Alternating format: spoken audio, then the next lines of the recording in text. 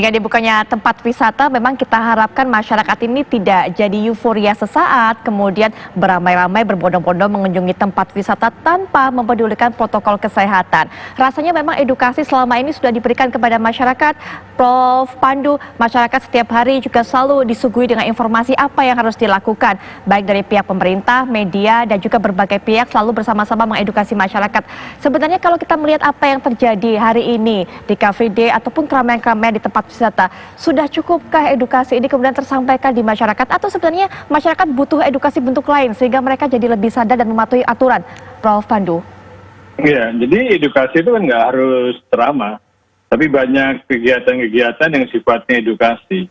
Nah, misalnya ya, edukasi kalau melakukan kegiatan olahraga di jalan raya seperti Car Free Day, bikin aja lomba protokol kesehatan. Jadi satu grup orang atau beberapa orang yang selama berolahraga betul-betul melakukan protokol kesehatan akan mendapat reward atau hadiah gitu kan. Jadi ini suatu bentuk-bentuk motivasi yang bisa kita praktekkan. Atau bersepeda, tapi bersepedanya selama melakukan olahraga itu benar-benar menjaga jarak. Jadi dia bersepeda dengan indah dan manis, tapi konsisten gitu. Dengan dikondisikan seperti itu, menurut saya masyarakat secara nggak sadar dan bergembira, dia begini mempraktekkan protokol kesehatan. Karena perlu ada cara-cara yang tidak biasa lah untuk mengajarkan masyarakat kita. Bukan hanya dengan ceramah, dengan peringatan, enggak, dengan kegembiraan, dengan lomba yang sifatnya motivasi itu bisa membentuk kondisi-kondisi supaya masyarakat terbiasa. Nah, saya lihat inovasi-inovasi seperti ini belum difikirkan oleh penyelenggara atau kegiatan yang memonitor kegiatan berolahraga di jalan raya ini, yang disebut Car Free Day ini. Jadi saya kira pemerintah daerah atau masyarakat civil society atau klub-klub olahraga bisa membuat lomba-lomba protokol kesehatan selama mereka berolahraga.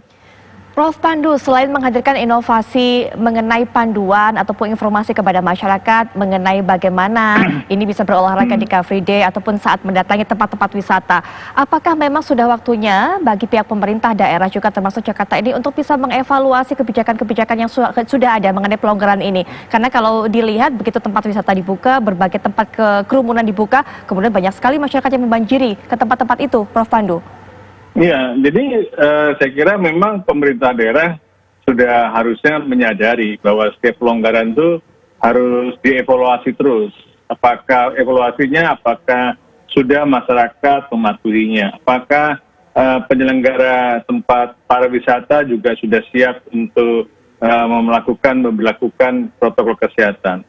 Dengan demikian kita juga nanti akan melihat setiap minggu atau setiap 2 minggu kita mengevaluasi bagaimana peningkatan kasus selama ada pelonggaran ini. Apakah terjadi peningkatan yang drastis atau sebenarnya tidak banyak berubah. Nah, kalau tidak banyak berubah, bisa kita pertahankan pelonggaran ini. Tapi kalau terjadi peningkatan yang signifikan, saya kira pemerintah daerah akan kemudian melakukan pengetatan. Ini yang menurut saya tidak mungkin saja ini bisa terjadi. Jadi supaya ini tidak terjadi, supaya kita bersama-sama lah masyarakat, supaya kita sudah bisa menikmati mengunjungi pariwisata, kita bisa berolahraga. Mari kita sama-sama mematuhi protokol kesehatan, karena suatu ketika kebebasan ini kita bisa hilang lagi karena adanya peningkatan penularan di wilayah Jakarta. Yang ini perlu kita sadari.